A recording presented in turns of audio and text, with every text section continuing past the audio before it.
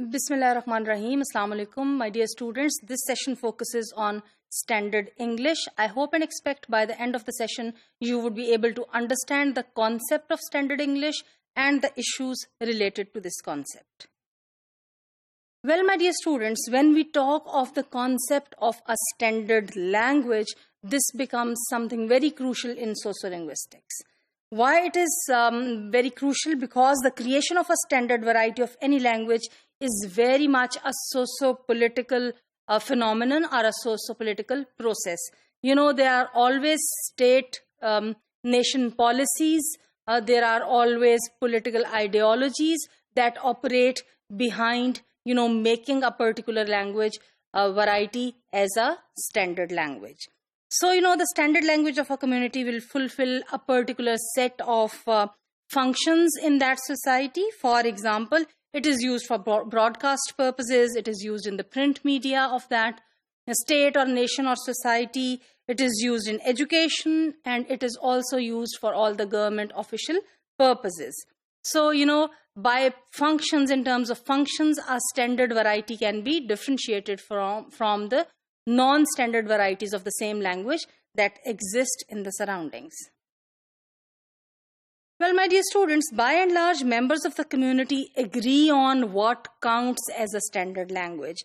And when it comes to English, the community of the speakers of English, when we especially think of the British speakers of English and the American speakers of English, the certain ideas are, kind of approved by communities largely, in majority, that count certain features to make these, or to consider these languages as standard languages.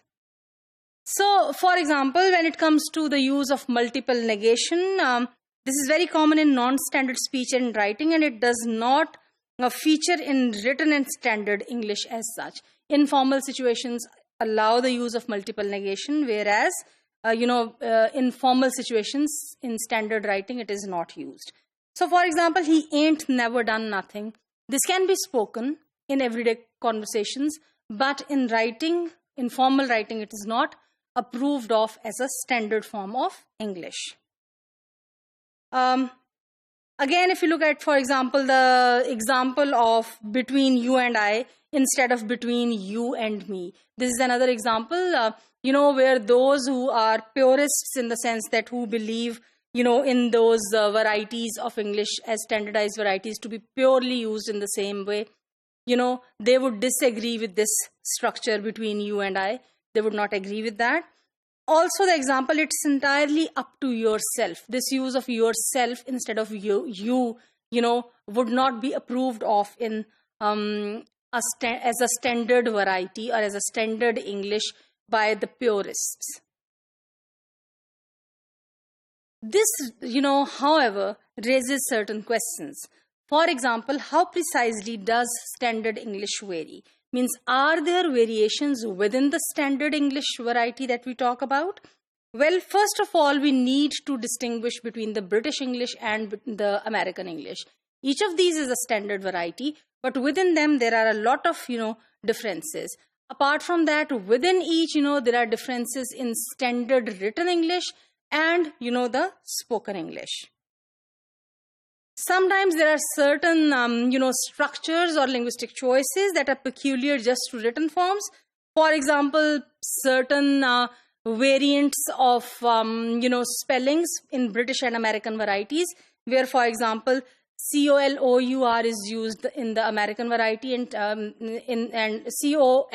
is used in the American variety and COLOUR is used in the British variety of the spellings of color.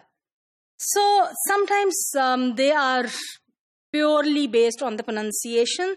So whether, it is to be pronounced as schedule or it is to be pronounced as schedule. This is a matter of respectively choosing the British variety or the American variety, by the way. So, then how the issue of standardization of English would be dealt with.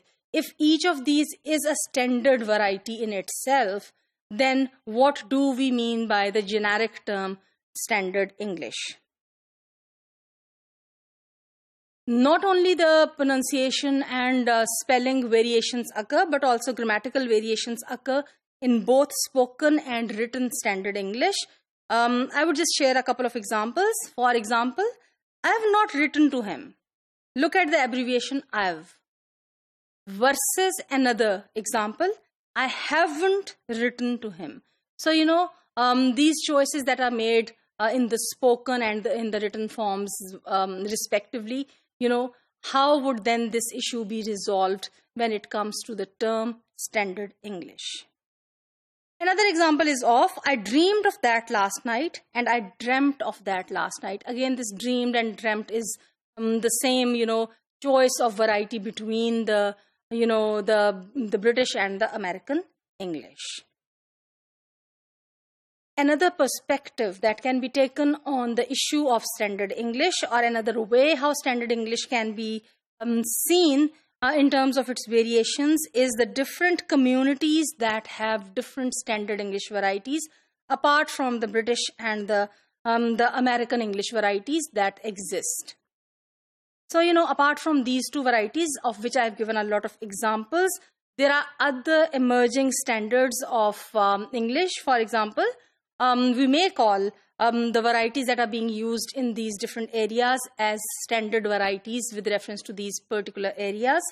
For example, in India, in Singapore, in a number of African countries, the varieties that are used, should those be called standard Indian English, standard African English, standard Singaporean English, or not? This is a question.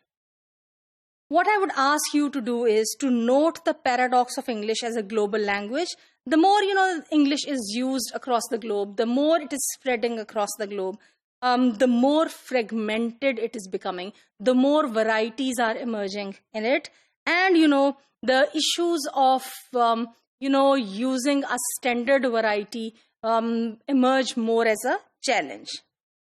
Well, my dear students, there is yet another way, that is the third way in which standard English varieties can be seen, and that is in terms of the degree of formality that we attach to them.